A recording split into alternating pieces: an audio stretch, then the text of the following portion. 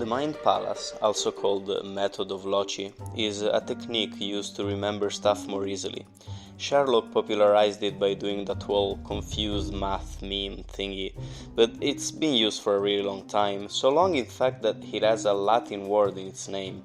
So yeah, basically this method uses the innate ability you have to remember familiar places like your house to help you recall more easily things that would otherwise be hard to remember. It's pretty helpful, but that's not what I'm here to discuss. What I actually wanted to talk about is how physical reality, the external world, Earth, is basically God's mind palace. Imagine you had access to all the information about everything. Well, how the fuck are you going to remember all that? By using a mind palace, of course. Organize everything in a way that is intuitive to remember, and you'll have an easier time navigating it. If you want to understand what I mean, just imagine of how humans sorted all of the information they have in something like Wikipedia, for example. We have all kinds of different Wikipedias written in different languages, and like all kinds of different lists and lists of lists and lists of lists of lists and categories and context, and like there's an infinite amount of ways to sort information, and the physical world is just another one of those methods. We are just dumb humans, so our mind palaces are just sorting things spatially with our imagination. But God goes that extra mile and sorts his things through time, space, and context. Context being the eyes that God sees things through. In this case, yours. Seeing this video as Joe won't remind God the same thing that it will when he sees it as Joe's mama, and seeing it in a comfy bed won't remind God the same thing it will when he sees it on top of a mountain, or during a particularly rough day, or any kind of specific characteristic that affects your point of view at the moment. The same applies to basically everything else, not just videos or forms of media, but any kind of spoken or written concept, from thoughts to pure archetypes. They all take on a different meaning when seen from any point of view, which is the only way to see them, since you can't perceive anything without a framework to perceive it from. The point is, everything is a metaphor for everything else. You might just see a meme, but the awareness inside you is already connecting that meme to an infinity of other abstract concepts. So once you get that time and individuality are both just filters for meaning, you'll see how history is basically God going through his mind palace and reminding himself of concepts and things, one after the other, just in the right order, just in the right context. So assuming you had access to your whole life, from the remotest past to the last second you'll perceive in the future, you could just take that as a story. And that's one of the infinite contexts that you can see an infinite amount of information from. And all of those are infinitely interchangeable, and so on and so forth. It's safe to assume God has an insanely huge mind palace.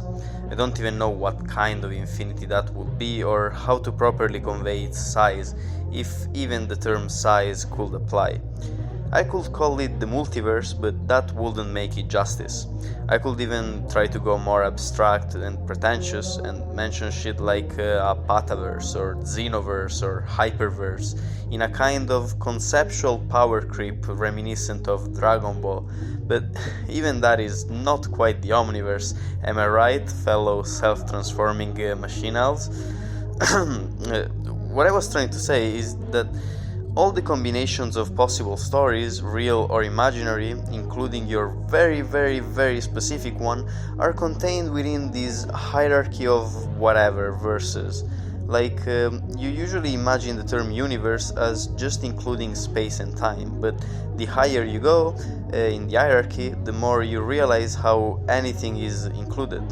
Which means I should tell you about how your story is also part of this fractal we call the universe, and how that implies the laws of physics follow the elements of storytelling and not the other way around. But in order to really make you understand, I have to do the same and use storytelling to explain fractal storytelling, which is already pretty meta, but it would be a lot more if I managed to have a less jarring transition to it from the YouTube essay format of this video. Anyway, here's a shitty student film I made before dropping out of uni. Wait, maybe that's why my transitions are so jarring. So, I was just going to the king to take my reward when all of a sudden a dragon just pops out of nowhere, making me drop my sword, making me like... Wait, hold on. That doesn't even make any sense. If you killed the last dragon on the king's orders, then how come there was another one? How you dare disbelieve me? I'll have you know I'm one of the greatest heroes of all. Oh my god! So, what do you think about it? Well, you can't just have a dragon pop out of nowhere if in the law of your world they don't exist. That just breaks immersion. Yeah, I know what you mean, but I'm not getting any ideas, man. Well, you've been sitting in front of that screen for days now. You can't expect the solution to come magically to you out of nowhere. I got it!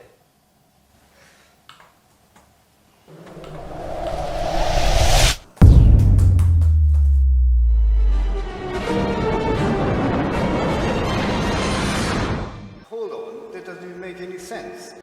It's always hard to stay coherent in these videos because I have to jump from one point of view to the other, but this is a really important thing I'm trying to tell you. Everything in your surroundings is trying to tell you this thing. I'm just the guy that makes these videos. I don't even know you, but I know you have to listen because you want to listen even though your ego might tell you otherwise at certain times. You put yourself in this situation because you wanted to learn something. Does God remember what that thing was? Fucking hell, that ending is too pretentious even for me. Bogies, willies, etc. Don't forget to brush your teeth. Being alive is weird. Until next time then. Alright.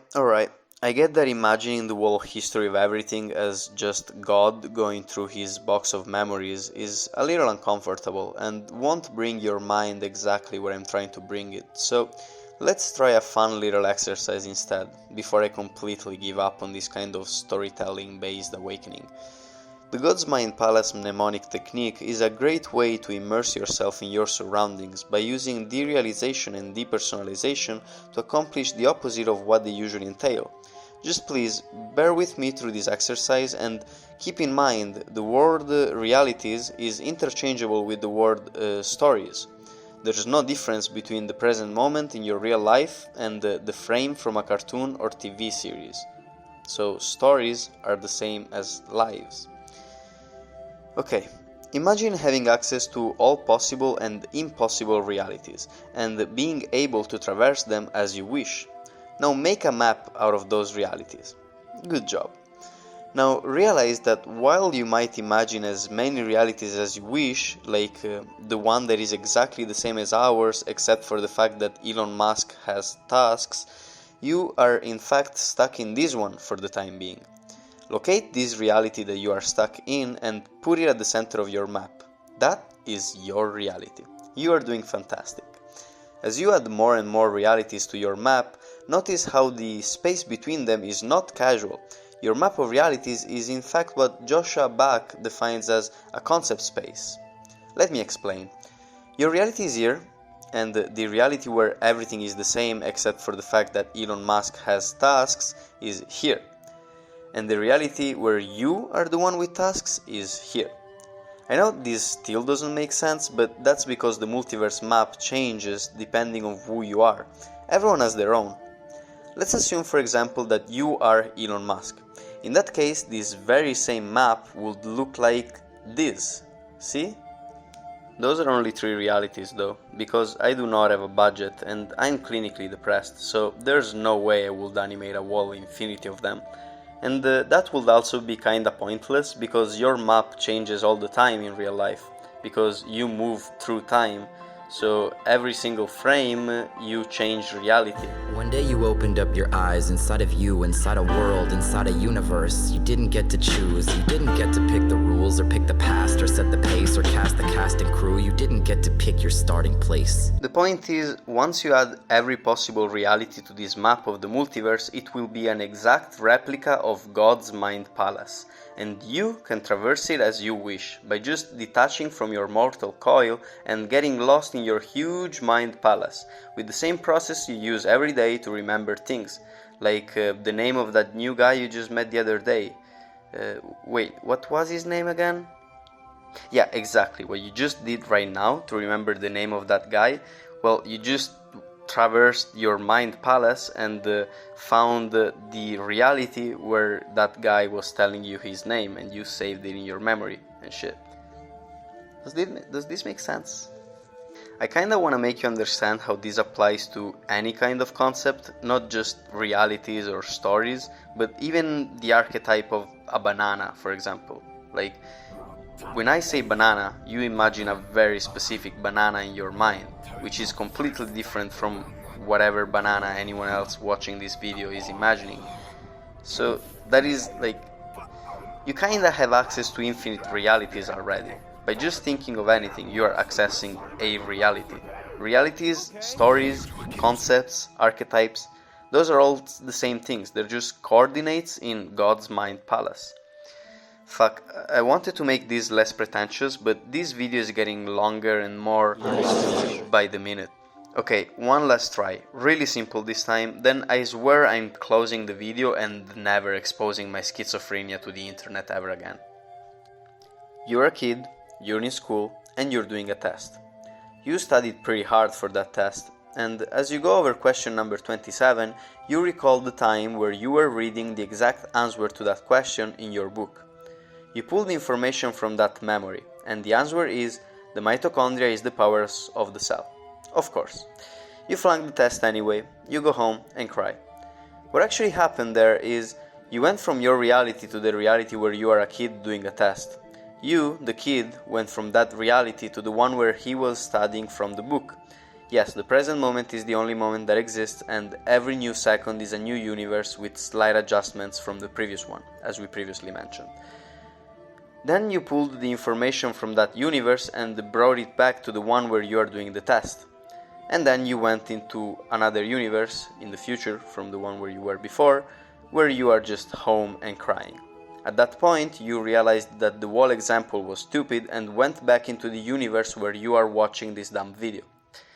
So that is kind of how you travel the multiverse every single second of your life, except for the fact that your actual consciousness is stuck in this one. Like, you can only perceive this one, and you can actually traverse within your mind all of the other ones. How can I make this any more intuitive? Like, you do this shit all the time. Thinking in any way, shape or form is moving through your mental map of the multiverse. You are God. I swear to you, if you don't just wake up already.